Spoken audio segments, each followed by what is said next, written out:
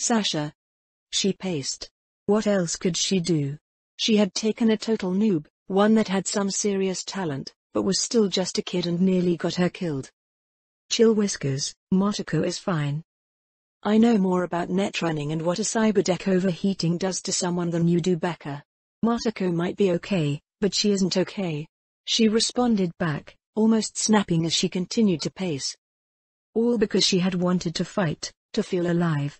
Her arm twitched and she wanted nothing more than to smash it to pieces. She hated the way it made her feel. Her mother had always told her how her arm was out to get her, that it was why. Sasha shook it off. She didn't want to think like that. It was Securicine that had caused all of that. Her mother had always been so kinder before the war, and even when she came back, it had been the slow after effect that had left her. Sasha reached up to touch her nose. It wasn't bleeding. There was no blood. Her mother hadn't had another agent hit her. But her arm, it terrified her. What if? What if she was like her mother? What if it wasn't Securicine that had caused her mother's fits? What if it made her blank out and beat Rebecca to a pulp? What if it made her drag a perfectly nice kid, that had a so obvious crush on her it was the most adorable thing ever, and drag her into a mess that almost got her killed? Fuck. She hissed, wanting to smash something, but that was odd too. Sasha wasn't the physical destruction type. She hadn't wanted to be like how her mother was at the end, smashing things because she couldn't control herself in her anger. Hey.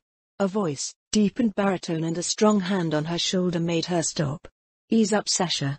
Ain't nothing wrong that can't be fixed. I almost got the kid killed, Maine. Sounds like she almost got herself killed to me. She wouldn't have been there if I hadn't literally tricked her into it. She was even telling me that she wasn't interested. I just didn't care. I was so selfish, I just wanted a fight. Something to do. Sounds like an apology then. Nothing to get this worked up over. He rumbled, but he also didn't understand.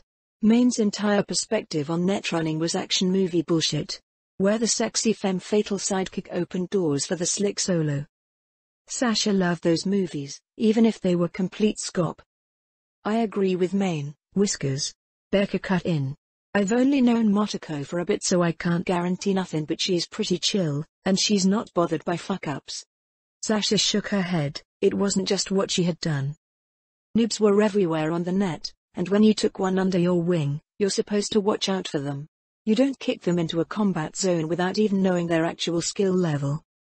That fucking fox was going to kill her. I can't apologize when she won't pick up, she admitted, and Whiskers nodded. It might take a bit, Chum. You betrayed her trust. Massive gonk move. I know. She flopped onto the couch and just stared up at the ceiling. What a fucking mess. My arm itches. She whispered aloud, one of the first times she had admitted to the problems with her chrome. Maine didn't get it. Even now he looked at her like he wanted to just tell her to scratch it then. But Becca was smart. Surprisingly empathetic when she wanted to. She understood. Just a little longer, Chum. Then Biotechnica will be off your tail, and we can swap you for some meat. Ease back on the chrome. Rebecca offered, trying to be the mature young woman she was on the inside. I know. Just a little longer. Just a little longer. Just a little longer. Dash. Ichi and Malcolm both reached out to check on me after letting my chums know what happened, but I hadn't needed to have everyone over to look at how not injured I was. Instead, Hiromi and I hung out until she finally relaxed, realizing I was okay, and then when she left that night I fell asleep early. A day passed with me mostly tinkering with Tashikoma, lazing around, and avoiding going out, giving myself a faux time to heal from any damage. I slept again, mostly just to skip time. The next morning I woke up, stretched and forced myself up.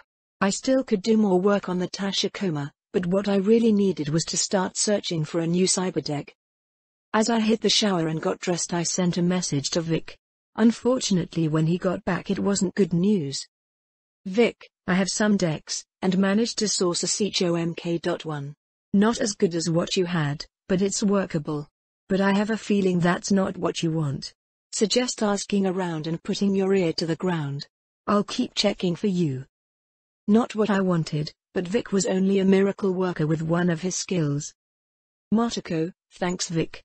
I'm going to look around. With that I sent a text to another source. Motoko, hey Wakako. I had a thing, and I need a new cyberdeck. Do you have any leads? I was just putting on my boots when I got a response. Wakako, you are more useful to me with all your tricks, so I will help with this. Stop by. Well, that sounded good. I hurried out of the apartment, noticing that June was home, but sleeping. A few minutes later I pulled up to the entrance of Jig Jig Street and headed inside. The crowds were as dense as always, but my eyes kept being drawn over to the vending machines on the sides of the street. I couldn't hack them. It was something I had grown so incredibly used to. It felt weird not having access to the net. Cameras around me were still noticed with my Kiroshi, but I couldn't turn them off with a thought anymore. I couldn't blind anyone I faced, or simply shock them all unconscious. I wanted to get a cyberdeck ASAP. Wakako's parlor was the same as always, and I walked right in. This time she wasn't on a call, or even pretending to ignore me. She pointed at the chair across from her and I sat. So you burned yourself out? Surprising you aren't dead, she said, and I sighed as I realized she was going to grill me first. Dang it. I had some plans in place in case I ever overheated. They saved me from any permanent damage. Although my head still hurts. I lied to her and she watched me with her sharp eyes for a moment before nodding. At least you were wise enough not to get your fool self killed. Truly, what a waste that would have been, she said, and it took me a second to realize that was actually a compliment. Thanks. Hardly a compliment.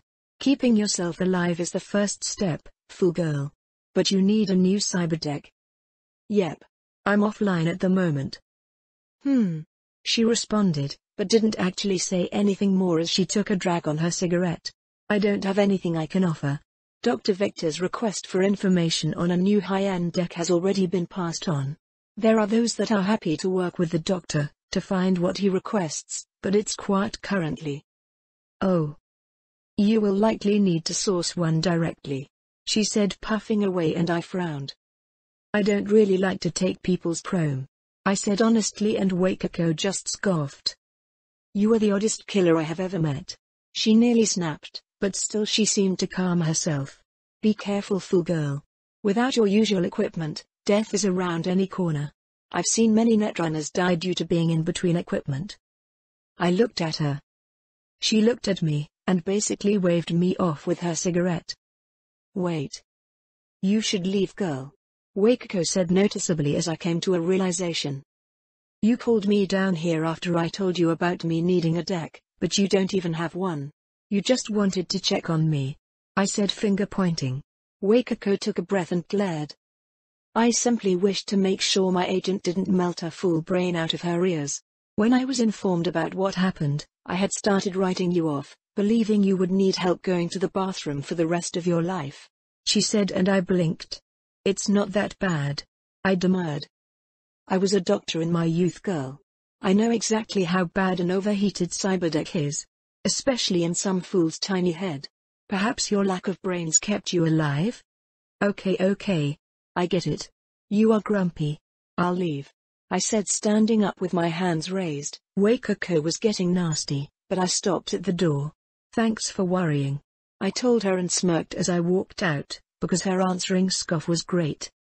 Okay, in that case. I needed to go see Yoko. The resurrection of the dead was true, Yoko said to me bluntly as I walked into her shop. I didn't die. No, you didn't. Good. I was cross when I saw what happened. Your battle strategy needs more work, she told me, but despite her monotone tone, there was a hint of teasing from the older woman.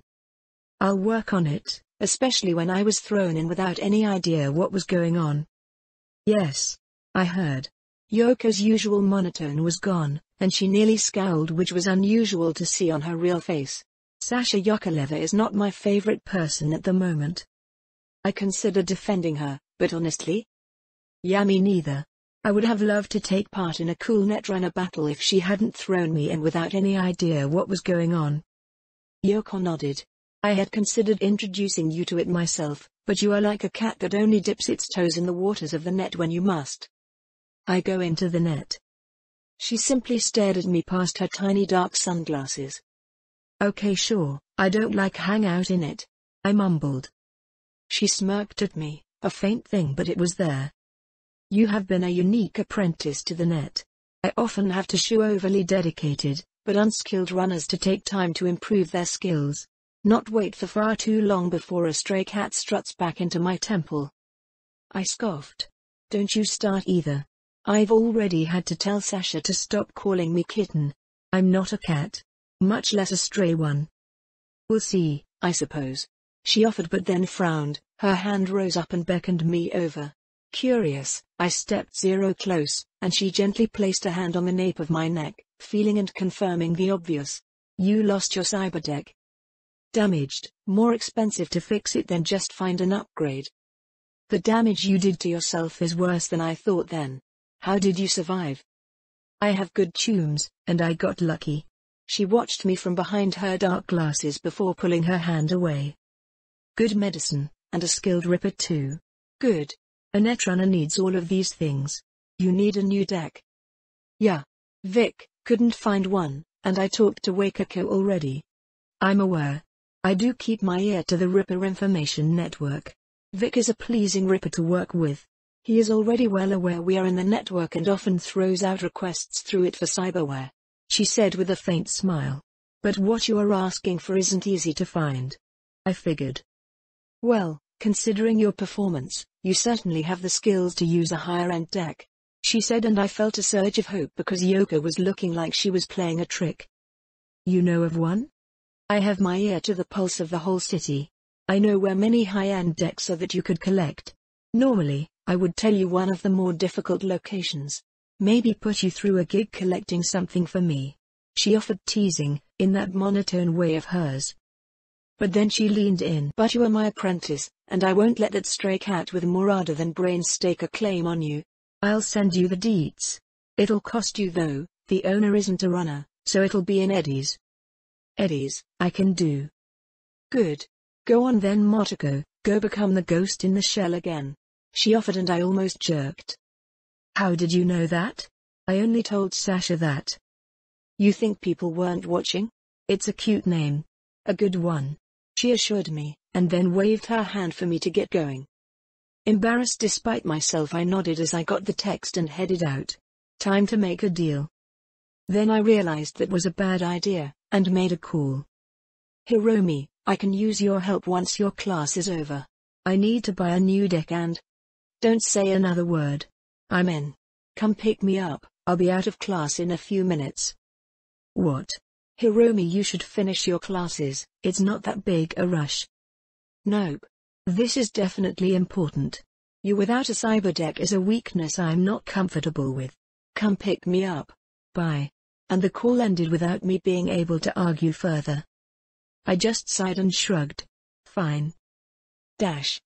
When I picked up Hiromi, she had instantly asked for the message I sent, and had then gone on to make a call to the contact, to set up the meeting. Something I hadn't thought about. I was just going to go there and meet them. The details are set, and we got a location. Your netrunner chum seems to have come through. Hiromi added, and I just shook my head at her antics. I mean, you saw what it was. The details had come with what I was going to collect, and I had been very surprised. Yoko hadn't just found me a cyberdeck, she had found a top-of-the-line deck that fit my speciality. Don't remind me. I don't even want to know how MK.4 Shadow got out of the company. Hiromi muttered. The Arasaka Shadow. It was one of the specialty cyberdecks made by Arasaka, and it was basically custom-made for corporate espionage, stealth and data gathering, a lightning-fast response time, and enough RAM to carry a plethora of programs and daemons. All usually locked up tight in an Arasaka agent's skull.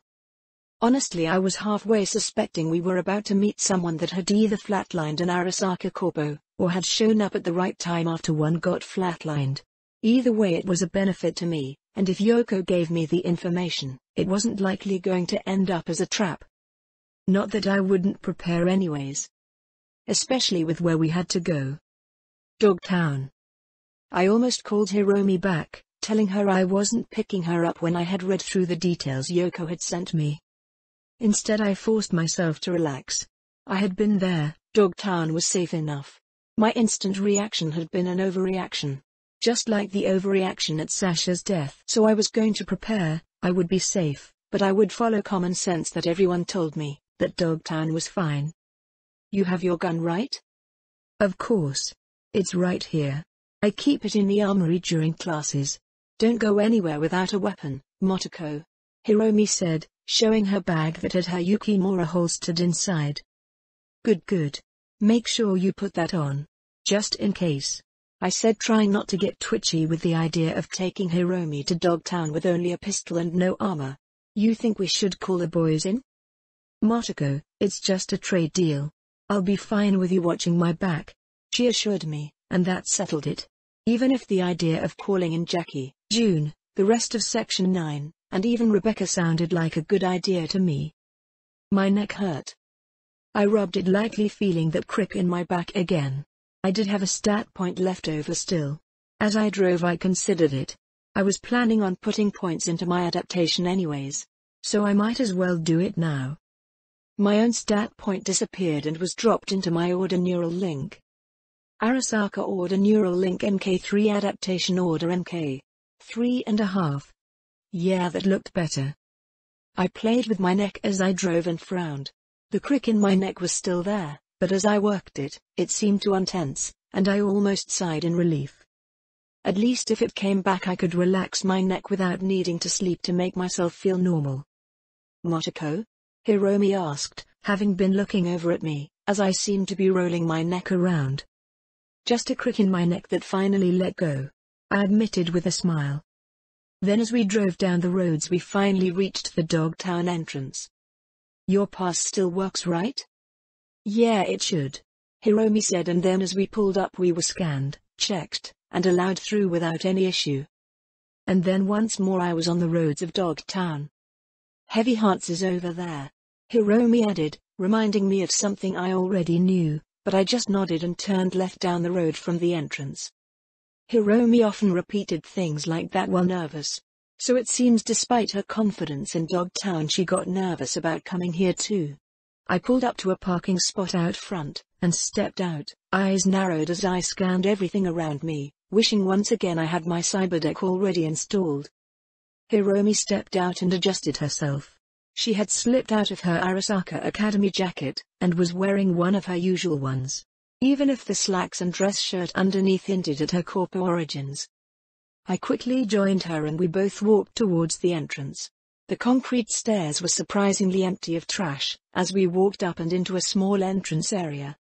With a Barghest man leaning against the side of the door. There were a few people idling around, some seemed to be waiting, some looked irritated, glancing at the guard over and over. Beat it, kids.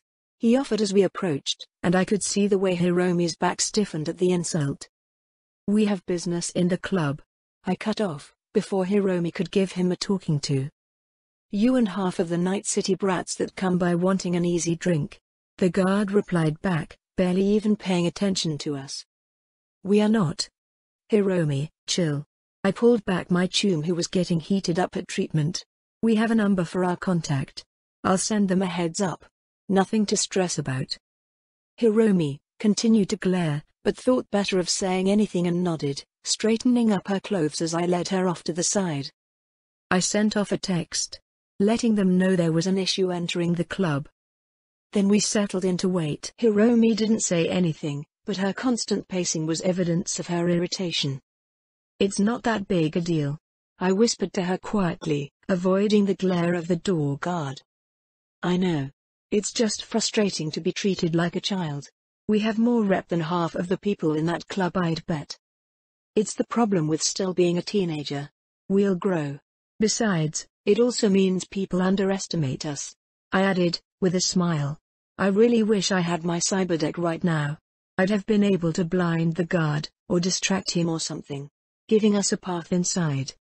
I suppose I could go check around for a rear entrance as well, but I wasn't here to kill someone, so I didn't want to treat it like that.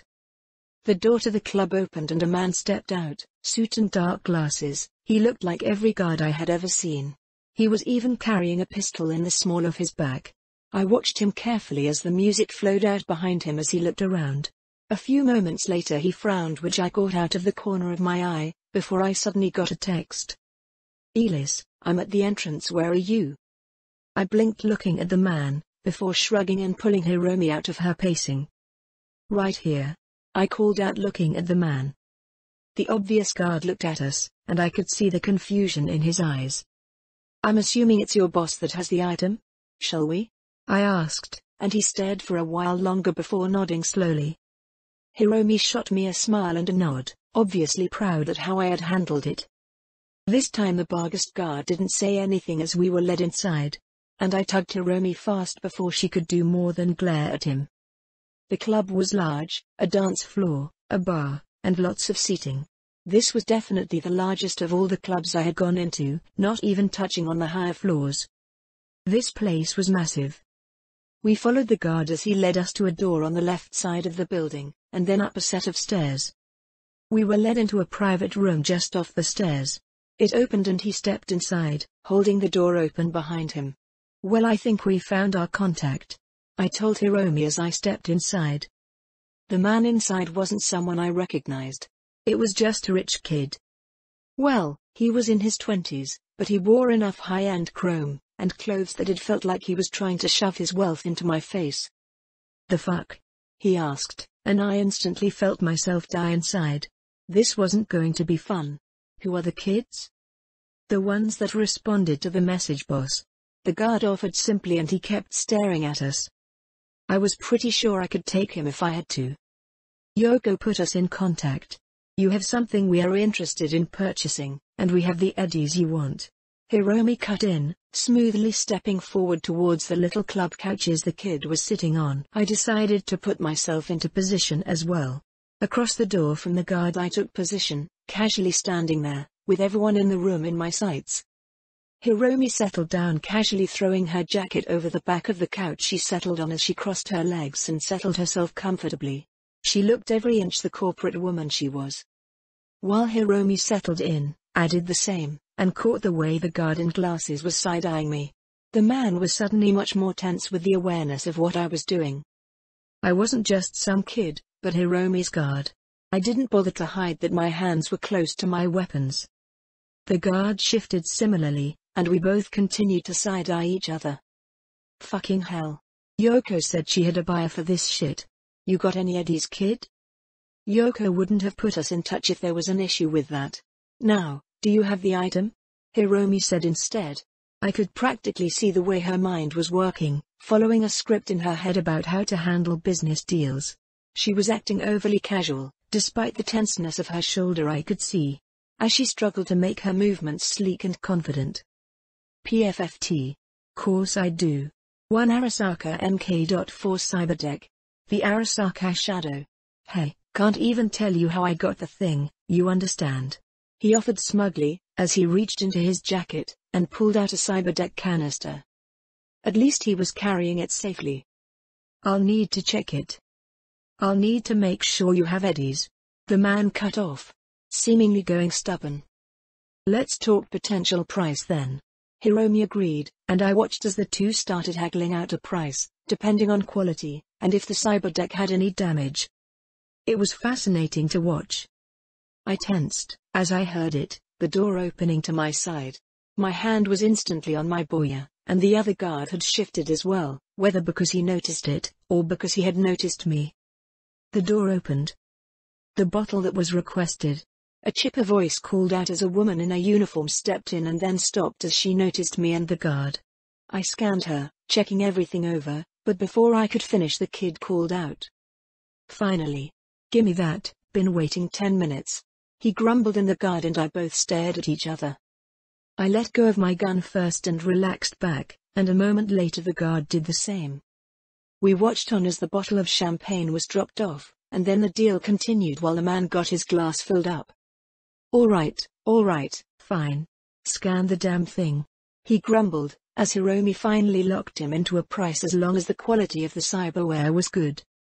I watched as she popped open the container, pulling out the black and red cyberdeck, giving it a thorough look over before closing it back down. "It looks good.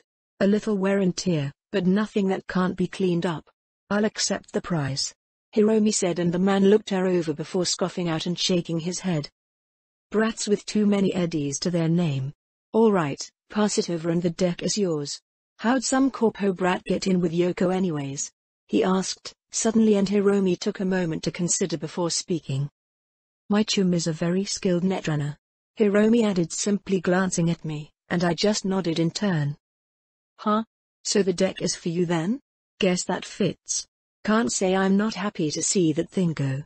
Can't tell you how I got it, but it's good that it's out of my hands. Seriously, Yoko, sending a couple brats at me like this? Whatever, your eddies are good, and that means I can go party.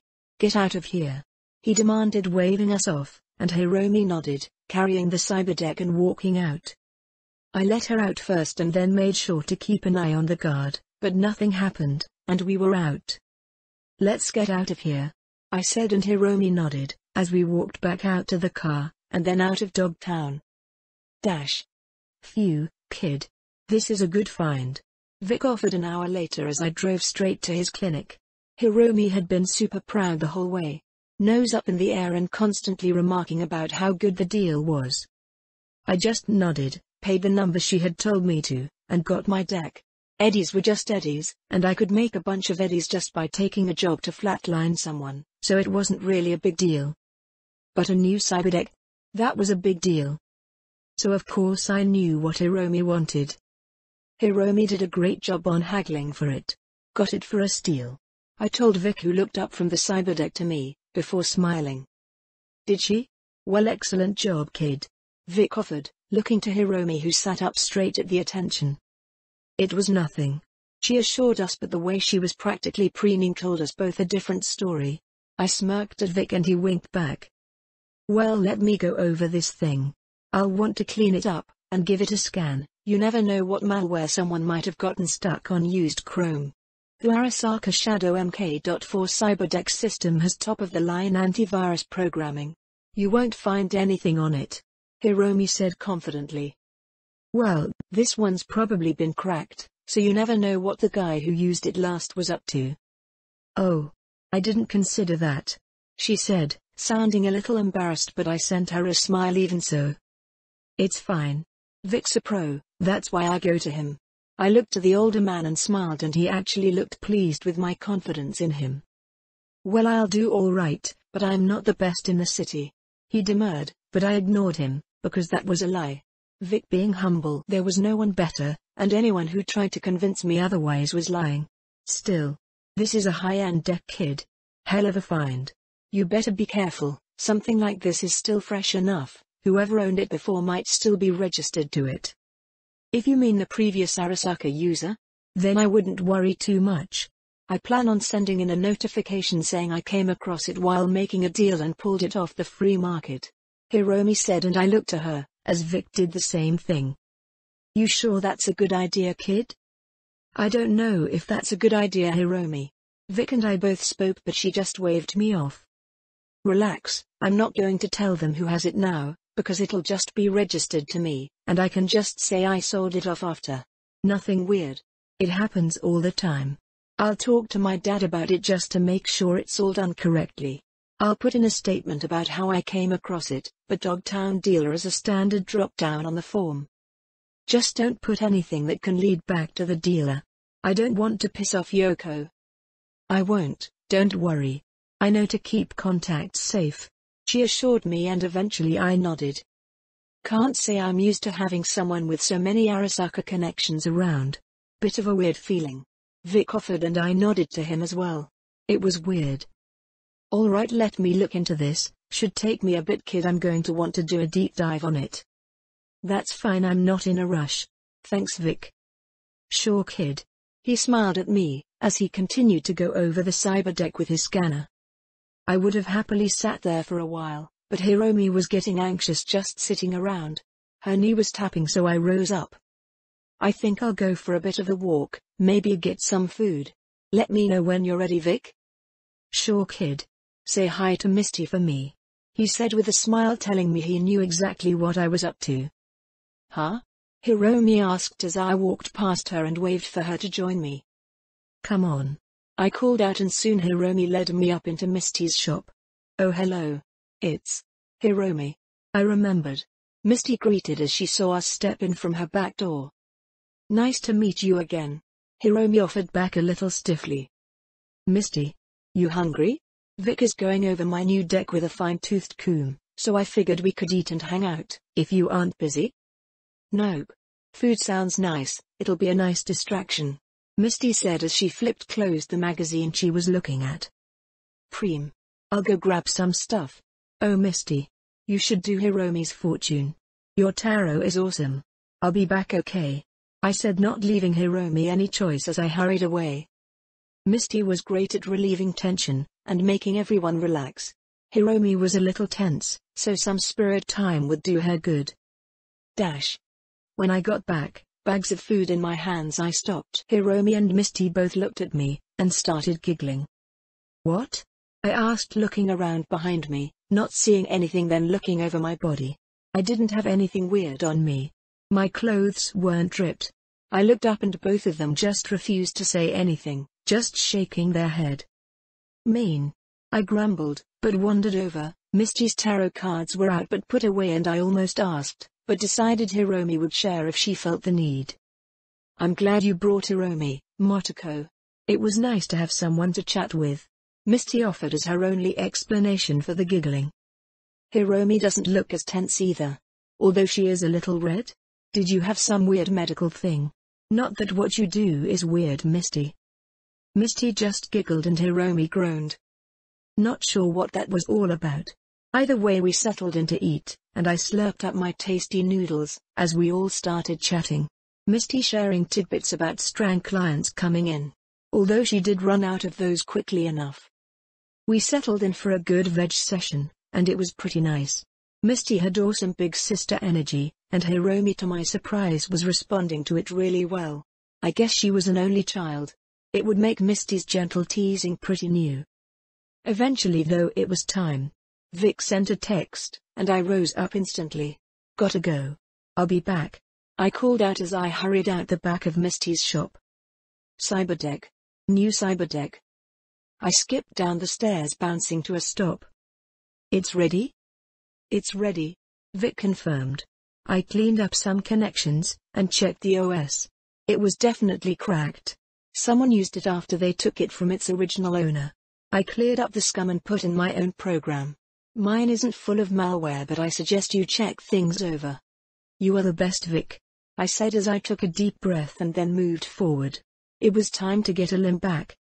I settled in, and Vic got to work. I didn't need to sleep for the install, and my port was already empty. Vic popped open my Cyberdeck port in my head, and then slipped the chip inside. It felt like nothing except strange pressure moving my head around until it locked in place and connected to the chip. My agent flashed with the confirmed connection, and a blast of data scrolled across my eyes as it connected and installed, and then the chip activated. I sighed in relief, because it really did feel like a lost limb restored. I looked around and the radio was mine. Instantly. Far faster than I could have before. Looks good, I muttered, and Vic just chuckled. You should really wait for me to do a few checks before starting it up, he said half-jokingly, as he continued to press scanners to my head, connecting to my neural link and checking everything. Looks good. Install complete. I nodded, checking my status. The old status had been replaced. Seicho Electronics MK.2 Adaptation Seicho MK.200, warning damaged. I wouldn't be seeing that anymore. Now it looked like this. Arasaka Corporation Cyberdeck Shadow MK.4 Adaptation Shadow MK.400. There it was. Everything was good. It's great, Vic. I only installed it, kid. You're the one who found it. He waved off, not realizing how big having Vic there to fix me up meant to me. I threw him a smile, and then, because fuck it, I jumped off the chair and threw my arms around the old ripper. Thank you, I told him, hugging him tightly, not letting him get away. Hey, come on, kid, Vic stuttered, sounding a little strangled, so I let go, and got to see Vic's face blushing at my affection. You're awesome, Vic. I owe you one. You pay me, kid, don't make it that big a deal. He tried to downplay, but I just smiled and he looked defeated. All right, get out of here, Someone sees you turning me into a big softie, gonna ruin my rep," he said with a wink at the end. I just cackled and ran off. So much more room in my cyberdeck. I would have to install some new hacks first thing, but the whole world was my oyster.